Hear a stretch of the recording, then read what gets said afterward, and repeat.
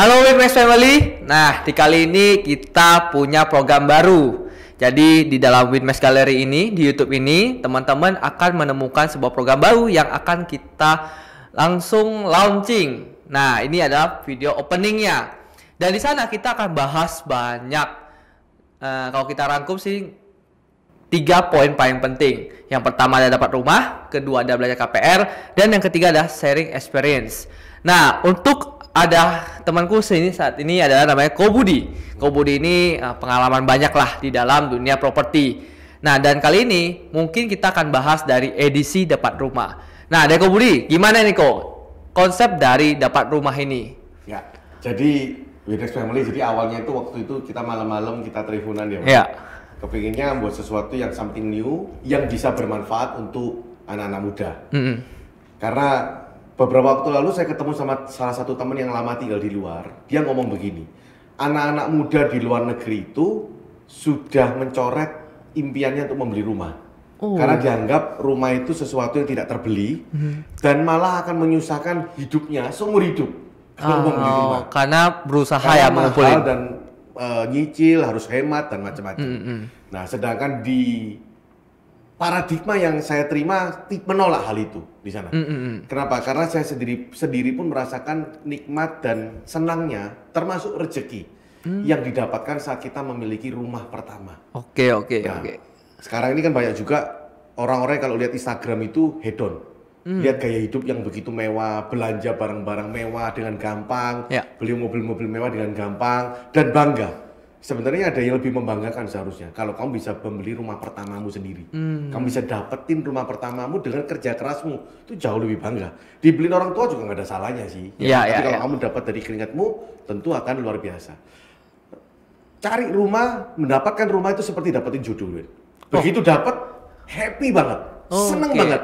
Dan pengalaman ini akan diingat sampai seumur hidup, sampai mati kalau saya masih ingat gimana nyari rumah pertama, setiap hari, setiap malam sama istri, berdebatnya. Begitu dapat, happy-nya luar biasa. Dan pengalaman yang kedua, pengalaman nyicil, pengalaman nabung, nyimpen uangnya, sacrifice-nya bagaimana. Dan otomatis kita kerja juga jadi jauh lebih semangat. Nah, di podcast ini kita kepingin datengin orang-orang yang berhasil dapetin rumah pertamanya dia, yang sudah membeli properti pertamanya dia. Kita ingin kupas supaya teman-teman Winmax Family ini mendapatkan banyak inspirasi, motivasi, dan caranya kok mereka bisa. Pekerjaan mereka variasi, bermacam-macam background pekerjaan akan kita undang, kita datangkan di podcast ini. Karyawan juga bisa berarti Ko? Karyawan bisa, bos bisa, anak muda bisa, bisnis apapun boleh. Nah, tentu kita bisa menangkap nilai-nilainya dan apa tips-tips yang bisa kita dapatkan. Karena membeli rumah itu kalau misalkan di Surabaya, per meter sudah 8 juta. Rata-rata deh. Rata-rata, betul. Kalau kita nabung 8 juta sebulan saja, itu kita beli rumah 90 meter, berarti butuh 90 bulan. Lumayan ya. Nah, ini harus kamu yang bicara, mengenai KPR. Betul. Kita datangkan podcast tentang KPR juga. Betul. Nah, karena ini dari Wendy nih. Karena kan sebenarnya kan pembayaran itu ada 2 jenis lah kita ngomongnya. Satu secara nyicil, ya kalau ada rezeki ya bisa secara cash. Tapi kan aku rasa kayak sekarang gini ya, kalau nggak warisan ya kita harus berusaha dari nol, yaitu dengan mencicil. Cicil pun ada 2 jenis ya, ada yang dari in-house, yang dari developer, ada juga yang dari KPR. Aku rasa yang dari in-house mungkin lebih berat. Karena memang secara bunga memang tidak besar bunganya, cuma memang lebih mahal daripada harga cash. Tetapi itu berat sekali untuk kita bisa lakukan pembayaran cicilan developer. Nah, tapi kalau kita ngomong KPR, ini yang sebenarnya banyak teman-teman yang belum tahu kok. Karena aku sendiri dulu punya pengalaman tuh sebagai marketing KPR sebuah perbankan, dan memang kita bermain di daerah situ. Nah, banyak orang hari ini aku lihat juga kok, mereka membeli rumah itu karena punya impian, dan mereka tuh kalau mau beli cash itu sangat berat. Ya, misalkan kita umur 25, kita mau beli cash, ya mau sampai kapan? Harga rumah selalu naik kok masalahnya kok. Bisa naik sampai mungkin 5-6% per tahun. Itu pun minim-minimnya. Kalau lagi booming bisa 20%, bisa aja gitu. Tapi dengan membeli dengan sistem KPR itu akan jauh lebih memudahkan. Tetapi banyak hari ini yang aku rasa banyak orang nggak ngerti tentang KPR kok. Bahkan orang KPR itu cuma mikir adalah bunga fixnya malahan yang dipikirin. Mereka nggak bikin floatingnya. Ada juga yang mikir ya udah aku ngambil dulu. Tapi nggak mikir biaya KPR-nya. Nah, berapa sih bunga-bunga KPR? Biaya-biaya KPR itu berapa sih? Nah, itu yang bakal mungkin aku akan tarik beberapa dari teman-teman yang ada di perbankan. Itu akan lebih clear dan setiap dari Winmesh Family yang nonton ini mungkin akan lebih mengerti. Setiap bank itu punya kebijakan, punya produk yang berbeda-beda. Ada yang mainnya di bunga murah, ada juga mainnya di produk hingga bunganya 0%. Tapi bagaimana caranya nanti kita akan omongkan di sana kok. Mungkin ya yang ketiga juga itu kan kita bakal sharing tentang experience gitu. Iya. Experience ini kan banyak hal. Nah mungkin kau Budi bisa cerita sedikit kok. Kalau kita bicara pengalaman tuh luas banget ya.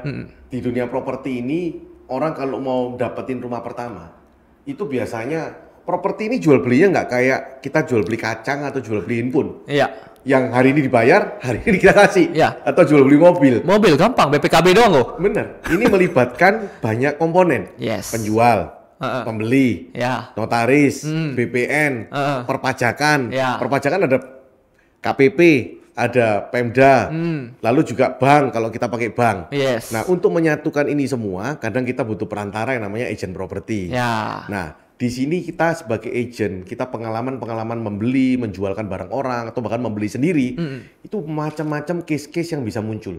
Yes. Yang bisa membuat Winmesh Family itu belajar apa-apa yang harus kita jaga, yang harus kita perhatikan supaya kita nggak ditipu. Betul banget. Karena case-case itu banyak sekali, bahkan terjadi pertengkaran, terjadi ketidaksetujuan, dan bahkan cancel. Apa sih yang bisa menyebabkan orang itu mengalami kerugian, melihat developer mana yang baik, kita membeli, jangan sampai ketipu. Setelah beli, uangnya nggak bangunannya nggak dibangun. Ya kan? Nah, itu case-case itu ada banyak sekali. Ada juga macam-macam masalah sehingga kita bisa belajar. Dan kita bisa, oh kalau aku beli rumah, kalau aku dapat rumah, aku harus begini, aku harus begini, aku harus begini. Yes. Itu banyak sekali. Nah, kita akan kupas dari pengalaman banyak orang, kita akan datangkan untuk bisa sharing. Jadi teman-teman bisa belajar. Ya. Ada yang pemalsuan sertifikat, ada yang pura-pura beli, tapi sebetulnya punya maksud tertentu. Betul. Ada yang pembeli atau penjual yang kalau beli jual transaksi cuma 3 hari selesai, langsung deal, macam-macam lah. Di situ kita akan kupas semuanya. Gitu. Jadi podcast ini kita akan launching, dan semoga teman-teman Winmesh Family bisa belajar.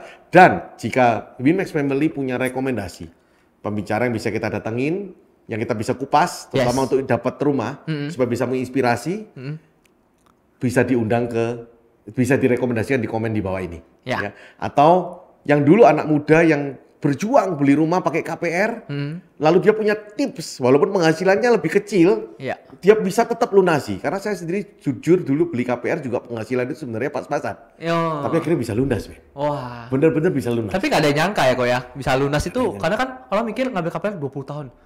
Cek ini 20 tahun gitu.